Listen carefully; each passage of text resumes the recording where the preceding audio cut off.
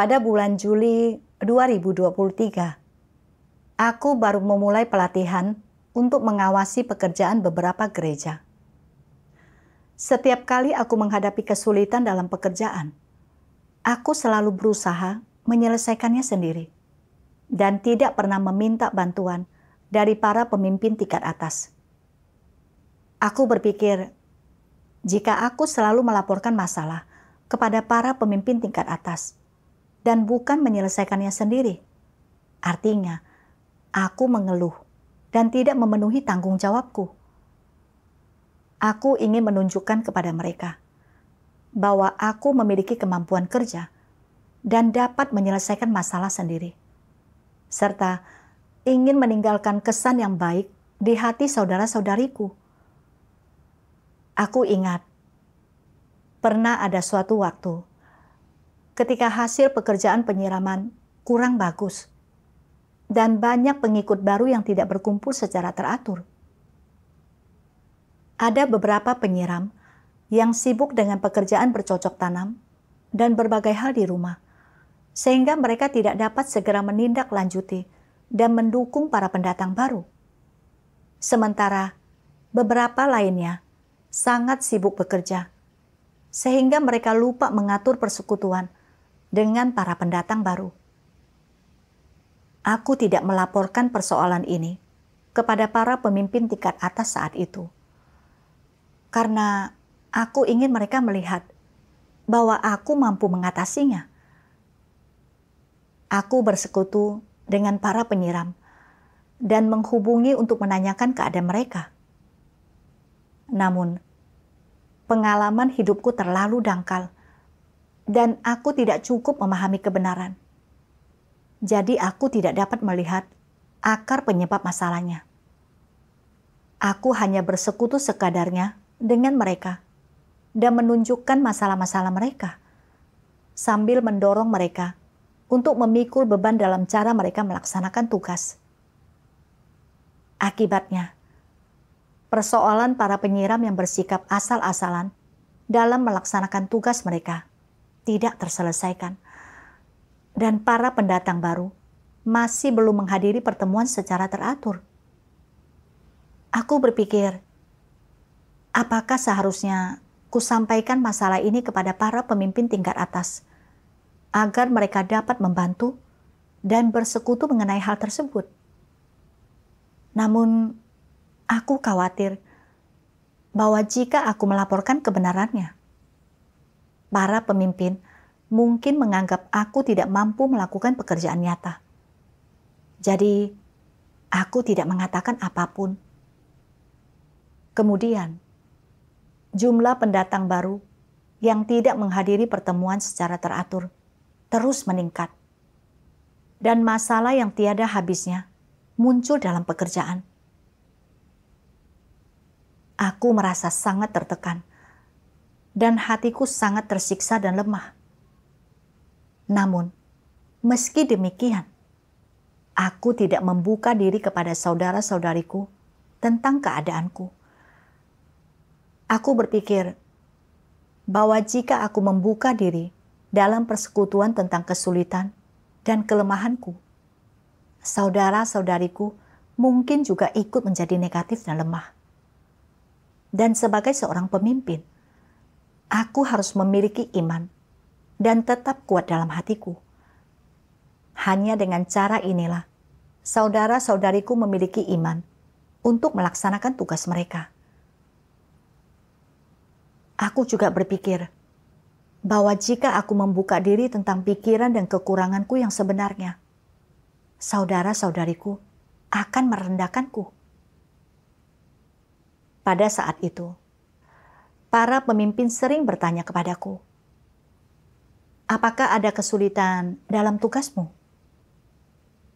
Sebenarnya, ada banyak masalah di gereja yang tidak dapat kuselesaikan. Tetapi aku khawatir bahwa jika aku memberitahu para pemimpin, mereka akan menganggap aku tidak dapat melaksanakan pekerjaan.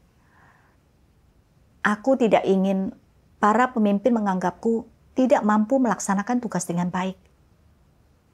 Jadi, aku terus menyembunyikan keadaanku dan masalah-masalah dalam pekerjaan.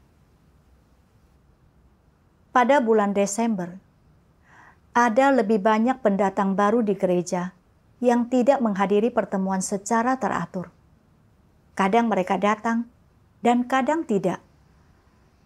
Para pemimpin tingkat atas bertanya kepadaku, mengapa ada begitu banyak orang yang tidak menghadiri pertemuan secara teratur? Apakah karena para penyiram belum menindaklanjuti mereka secara tepat waktu? Aku berpikir, jika para pemimpin tingkat atas mengetahui bahwa para penyiram di gereja yang menjadi tanggung jawabku mempunyai begitu banyak masalah, mereka mungkin memangkasku karena tidak melaksanakan pekerjaan nyata. Aku khawatir para pemimpin akan menyalahkanku atau menganggap aku tidak dapat menyelesaikan masalah. Sehingga aku berbohong dan berkata, hal itu karena ada pendatang baru yang tidak memiliki jaringan yang baik dan sebagian tidak memiliki ponsel. Itu sebabnya mereka tidak dapat menghadiri pertemuan secara teratur. Para pemimpin tingkat atas mengajukan pertanyaan lain kepadaku. Bagaimana hasil pekerjaan penginjilan?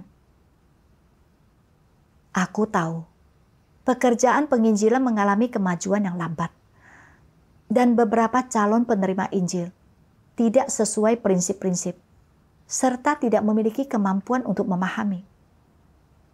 Namun, aku ingin menunjukkan kepada para pemimpin bahwa aku mampu mengatasi pekerjaan penginjilan. Jadi, aku berkata, orang-orang ini akan dapat segera bergabung dengan gereja. Karena aku menyembunyikan keadaan yang sebenarnya. Saudara-saudariku menghabiskan banyak waktu untuk menindaklanjuti para calon penerima Injil ini. Melakukan banyak pekerjaan yang tidak berguna. Ini mengacaukan dan mengganggu pekerjaan gereja. Pada saat itu, keadaanku sangat buruk. Maka pemimpin tingkat atas, Saudari Susan, membagikan firman Tuhan kepadaku.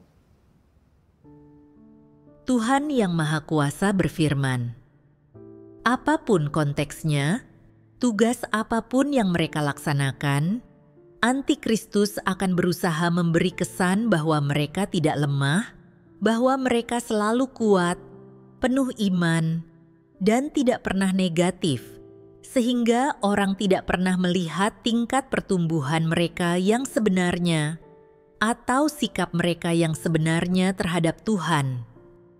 Sebenarnya, di lubuk hati mereka, apakah mereka benar-benar yakin bahwa tidak ada yang tidak mampu mereka lakukan? Apakah mereka benar-benar yakin bahwa mereka tidak memiliki kelemahan, kenegatifan, atau tidak memperlihatkan kerusakan? Sama sekali tidak.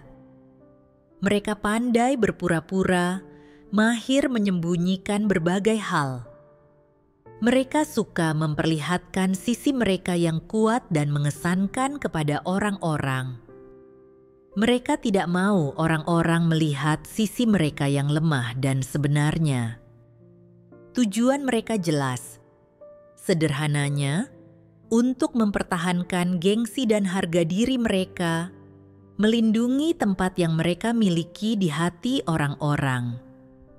Mereka berpikir bahwa jika mereka membuka diri di hadapan orang lain tentang kenegatifan dan kelemahan mereka sendiri, jika mereka menyingkapkan sisi mereka yang memberontak dan rusak, ini akan menjadi kerugian besar bagi status dan reputasi mereka. Lebih banyak kerugian daripada keuntungannya. Jadi mereka lebih memilih mati daripada mengakui bahwa mereka mengalami saat-saat ketika mereka lemah, memberontak, dan negatif. Jika suatu hari semua orang melihat sisi mereka yang lemah dan memberontak, ketika orang melihat bahwa mereka rusak dan sama sekali belum berubah, mereka akan tetap berpura-pura. Mereka berpikir, jika mereka mengakui bahwa mereka memiliki watak yang rusak, bahwa mereka orang biasa, seseorang yang tidak penting, mereka akan kehilangan tempat mereka di hati orang-orang, akan kehilangan pemujaan dan kekaguman semua orang, dan dengan demikian mereka akan sepenuhnya gagal. Jadi, apapun yang terjadi, mereka tidak akan membuka diri kepada orang-orang. Apapun yang terjadi, mereka tidak akan memberikan kekuasaan dan status mereka kepada orang lain. Sebaliknya, mereka berusaha sekuat tenaga untuk bersaing dan tidak akan pernah menyerah. Setelah membaca firman Tuhan, aku memahami bahwa antikristus pandai menyamarkan diri. Mereka tidak ingin orang lain melihat kenegatifan dan kelemahan mereka. Jadi, mereka selalu menghindari masalah dan tidak membicarakan kegagalan maupun kekurangan mereka.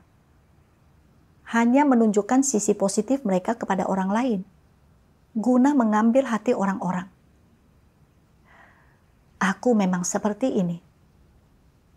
Aku sengaja menyembunyikan kesulitan, kenegatifan, dan kelemahanku karena ingin menyamar sebagai seseorang yang luar biasa. Membuat orang merasa bahwa aku dapat menyelesaikan semua masalah dan memahami kebenaran dengan lebih baik daripada siapapun, serta mendapat tempat istimewa di hati orang lain. Aku menyadari bahwa watak yang kusingkapkan tidak berbeda dengan watak seorang antikristus. Ketika aku menghadapi masalah yang tidak kumengerti, kupahami, atau tidak dapat kuselesaikan, aku tidak berkonsultasi dengan para pemimpin atau rekan kerjaku. Aku tidak ingin mereka melihat kekuranganku dan berkata, "Kau bahkan tidak dapat melaksanakan tugas ini." Aku ingin semua orang mengatakan bahwa aku memiliki kemampuan kerja. Aku sangat menyadari bahwa persekutuanku dengan para penyiram belum membuahkan hasil apapun dan masalah mereka tetap ada. Tetapi aku tidak pernah meminta bantuan dari para pemimpin. Akibatnya, aku tidak dapat menyelesaikan masalah para penyiram secara tepat waktu karena aku tidak memahami kebenaran, sehingga memengaruhi pekerjaan. Ketika berkomunikasi dengan saudara-saudariku, aku tidak pernah membuka diri tentang kerusakanku dan tidak berbicara tentang kekuranganku. Aku tidak ingin orang lain mengetahui tingkat pertumbuhanku yang sebenarnya. Sebagai contoh, ketika para pemimpin menanyakan masalah apa yang kuhadapi dalam pekerjaanku, dan apakah aku mengalami kesulitan dalam melaksanakan tugasku. Meskipun sudah jelas, ada banyak masalah yang tidak dapat kuselesaikan. Kukatakan bahwa aku tidak mengalami kesulitan apapun, agar para pemimpin memiliki kesan yang baik terhadapku. Para penyiram melaksanakan tugas mereka dengan sikap asal-asalan, dan pekerjaan penginjilan jadi terhenti. Namun, ketika para pemimpin tingkat atas bertanya tentang pekerjaan, aku khawatir jika kukatakan yang sebenarnya. Para pemimpin akan menganggapku tidak mampu menyelesaikan masalah dan tidak memiliki kemampuan kerja. Oleh karena itu, aku menutupi kenyataan dan mengatakan bahwa para pendatang baru tidak dapat menghadiri pertemuan secara teratur karena mereka tidak memiliki jaringan. Sehingga para pemimpin akan berpikir bahwa para pendatang barulah yang sebenarnya mengalami kesulitan, dan bukan karena kami tidak melaksanakan tugas dengan baik. Ada begitu banyak calon penerima Injil yang jelas-jelas tidak sesuai dengan prinsip-prinsip.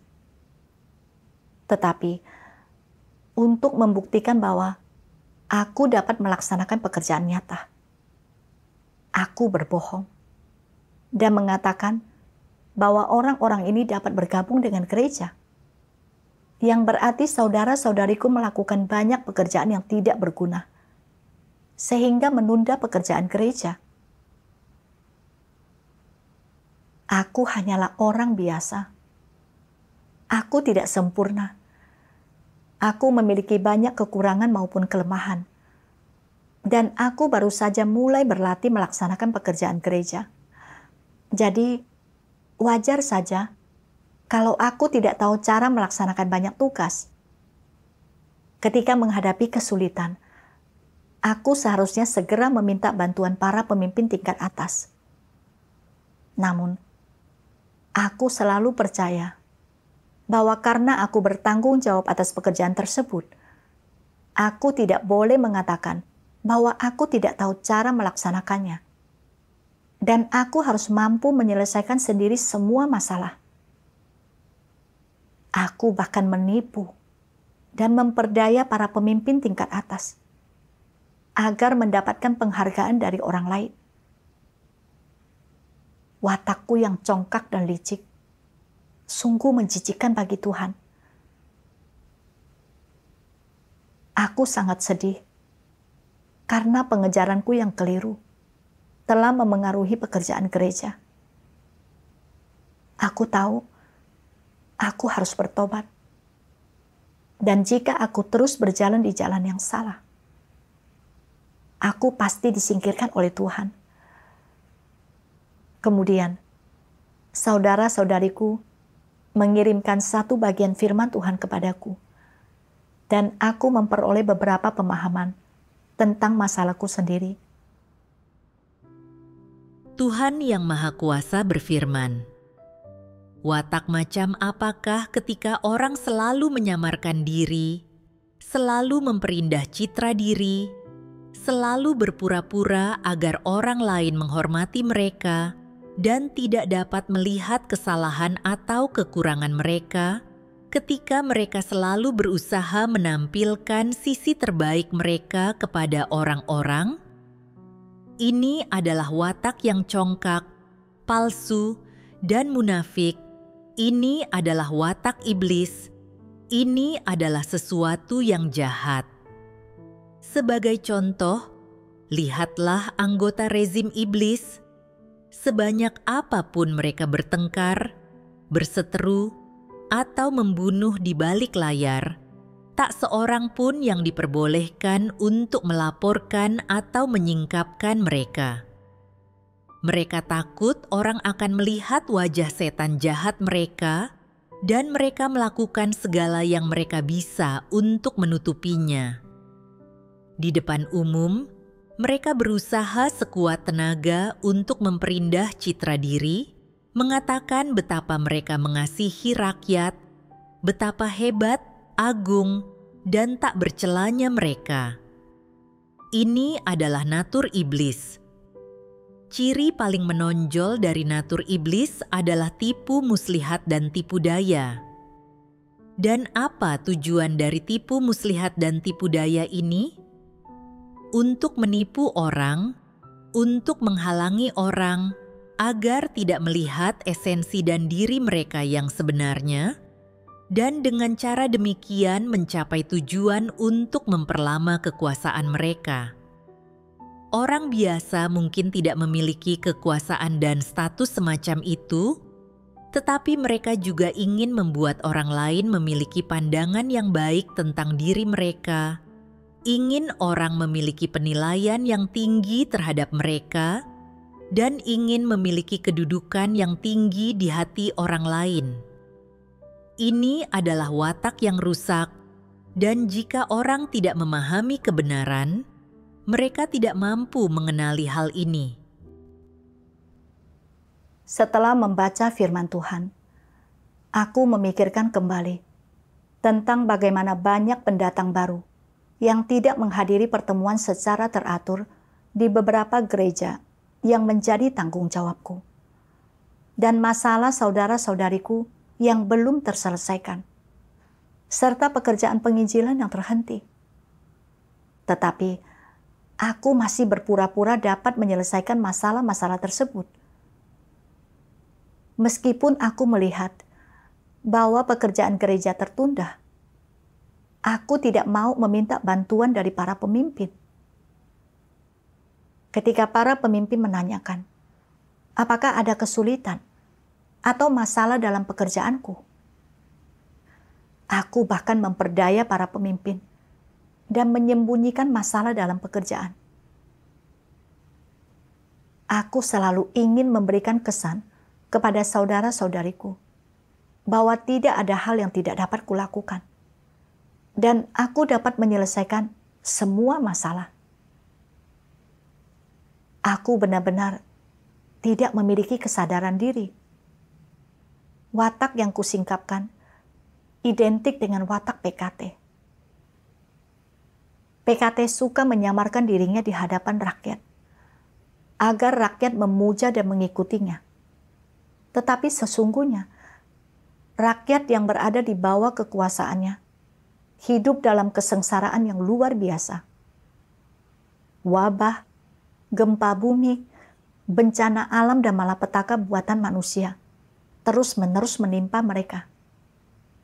Tetapi pemerintah tidak mengambil tindakan, dan rakyat tidak dapat memperoleh pertolongan dan perawatan medis dengan tepat waktu. Kebebasan beragama rakyat bahkan dirampas, dan banyak orang Kristen yang dianiaya, serta kehilangan tempat tinggal. Namun, PKT tidak pernah secara terbuka mengakui kesalahannya. Dan bahkan, ketika rakyat turun ke jalan untuk menyampaikan keluhan, PKT sama sekali tidak peduli. Yang dipedulikan hanyalah menutupi citranya di hadapan orang lain. Aku menyadari betapa jahatnya natur tersebut. Jika aku tidak bertobat, terus menyamarkan, dan senantiasa menutupi diriku, serta tidak melakukan pekerjaan nyata, pada akhirnya aku pasti akan dibenci dan ditolak serta disingkirkan oleh Tuhan. Kemudian aku berpikir tentang betapa Tuhan mengasihi orang yang jujur dan berharap agar kita dapat mengejar kebenaran, membuka diri dengan tulus, serta menjadi orang yang jujur.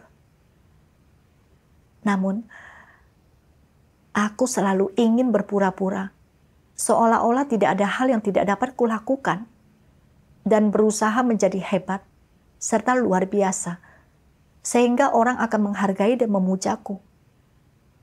Aku bahkan percaya bahwa pengejaranku untuk menjadi orang yang unggul dan sempurna berkenan bagi Tuhan. Namun, nyatanya aku salah. Aku sama sekali tidak mengerti apa yang Tuhan tuntut dari manusia. Aku begitu bodoh dan munafik. Para pemimpin mengirimkan bagian firman Tuhan lain kepadaku dan memintaku untuk merenungkannya dengan saksama. Tuhan yang Maha Kuasa berfirman, "Engkau harus berbagi isi hati kepada orang lain dan lebih sering terbuka kepada mereka ketika mengalami kesulitan atau kegagalan, mempersekutukan masalah dan kelemahanmu, bagaimana engkau memberontak terhadap Tuhan, bagaimana engkau kemudian keluar dari masalah tersebut dan mampu memenuhi maksud Tuhan. Apa efek mencurahkan isi hatimu kepada mereka dengan cara seperti ini? Tak diragukan lagi, ini adalah hal yang positif. Tak seorang pun yang akan memandang rendah dirimu, dan mereka mungkin iri dengan kemampuanmu untuk melalui pengalaman-pengalaman ini. Ada orang-orang yang selalu berpikir bahwa ketika orang memiliki status, Mereka harus bertindak lebih seperti pejabat dan berbicara dengan cara tertentu agar mereka dianggap serius dan dihormati. Benarkah cara berpikir seperti ini? Jika engkau mampu menyadari bahwa cara berpikir seperti ini keliru, engkau harus berdoa kepada Tuhan dan memberontak terhadap hal-hal daging. Jangan berlagak lebih unggul dan jangan menempuh jalan kemunafikan. Begitu engkau memiliki pemikiran seperti itu, engkau harus mengatasinya dengan mencari kebenaran. Jika engkau tidak mencari kebenaran, pemikiran serta sudut pandang ini akan terbentuk dan mengakar di dalam hatimu. Akibatnya, hal ini akan mendominasimu, membuatmu menyamarkan diri, dan membentuk citramu sedemikian rupa sehingga tak seorang pun mampu melihat siapa dirimu sebenarnya atau memahami pemikiranmu. Engkau akan berbicara dengan orang lain seperti melalui topeng yang menyembunyikan hatimu yang sebenarnya dari mereka. Engkau harus belajar untuk membiarkan orang lain menyelami hatimu, belajar membuka hatimu kepada orang lain dan dekat dengan mereka. Engkau harus memberontak terhadap keinginan dagingmu dan menerapkan sesuai dengan tuntutan Tuhan. Dengan cara ini, hatimu akan merasakan damai sejahtera dan kebahagiaan. Peristiwa apapun yang menimpamu, pertama-tama renungkan masalah apa yang ada dalam pemikiranmu. Jika engkau tetap ingin membangun citra dan menyamarkan dirimu, engkau harus segera berdoa kepada Tuhan. Ya Tuhan, aku ingin menyamar lagi. Kembali lagi, aku kembali merencanakan tipu muslihat. Aku ini memang setan. Aku pasti sangat menjijikkan bagimu. Aku sekarang benar-benar muak dengan diriku sendiri. Aku memohon kepadamu untuk menegur, mendisiplinkan, dan menghukumku. Engkau harus berdoa, mengungkapkan sikapmu, mengandalkan Tuhan untuk menyingkapkannya, menganalisisnya, dan mengendalikannya. Aku merenungkan dan membandingkan diriku sendiri dengan firman Tuhan.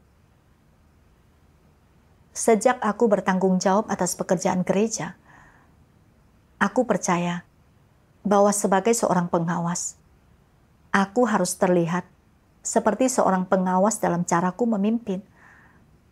Aku seharusnya tidak memiliki kekurangan atau kelemahan apapun. Aku seharusnya bisa menyelesaikan semua masalah dalam pekerjaan. Dan jika aku menjadi negatif, saudara-saudariku akan kehilangan iman serta menjadi negatif dan lemah. Dengan pandangan keliru seperti itu, aku tidak mau membuka diri tentang kekurangan dan kelemahanku kepada saudara-saudariku. Dan bahkan memperdaya para pemimpin dengan mengatakan bahwa tidak ada kesulitan atau masalah dalam tugasku. Aku hanya menunjukkan sisi baikku kepada orang lain. Aku sungguh munafik.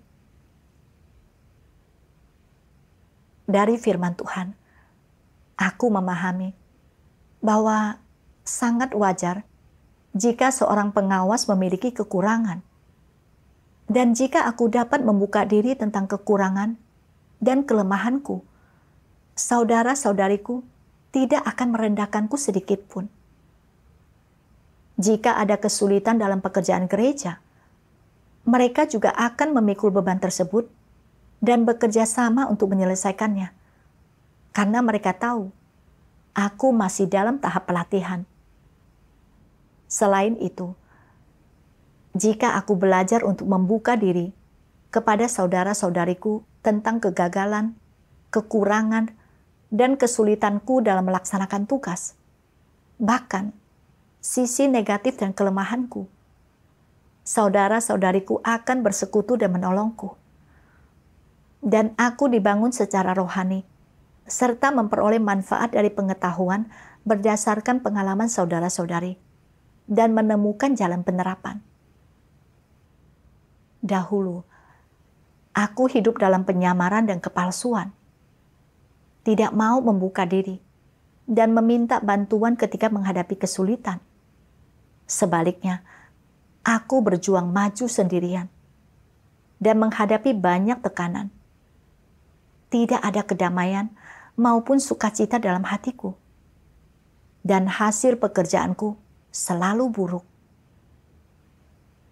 Kemudian, ketika aku membuka diri kepada saudara-saudari tentang situasiku yang sebenarnya, dan bersekutu tentang kerusakanku sendiri, serta masalah-masalah dalam pekerjaan, mereka pun membagikan firman Tuhan kepadaku, dan para pemimpin tingkat atas juga bersekutu serta menolongku, supaya aku menemukan beberapa cara untuk menyelesaikan masalah-masalah tersebut. Lalu, aku berbicara kepada saudara-saudari yang sedang menyirami para pendatang baru. Dan dengan menggabungkan firman Tuhan, aku mempersekutukan dan mengungkapkan natur serta akibat dari mereka yang bersikap asal-asalan dalam melaksanakan tugas. Mereka menyadari masalah mereka dan bersedia mengubah keadaan mereka yang salah. Perlahan-lahan, para penyiram mulai memikul beban dalam tugas mereka, dan pekerjaan itu membuahkan hasil. Aku menyadari bahwa jika aku sejak awal menerapkan cara ini, tugasku tidak akan terpengaruh. Setelah pengalaman ini, aku berusaha membuka diri kepada saudara-saudariku dan berbagi pikiran terdalamku. Dan aku merasa bahwa menerapkan dengan cara ini sangat membebaskan. Setelah itu, saudara-saudariku membagikan bagian firman Tuhan lain kepadaku. Tuhan Yang Maha Kuasa berfirman, beberapa orang dipromosikan dan dibina oleh gereja menerima kesempatan yang baik untuk dilatih. Ini adalah sesuatu yang baik. Dapat dikatakan bahwa mereka telah ditinggikan dan dianugerahi kasih karunia oleh Tuhan. Lalu, bagaimana seharusnya mereka melaksanakan tugas mereka? Prinsip pertama yang harus mereka patuhi adalah memahami kebenaran.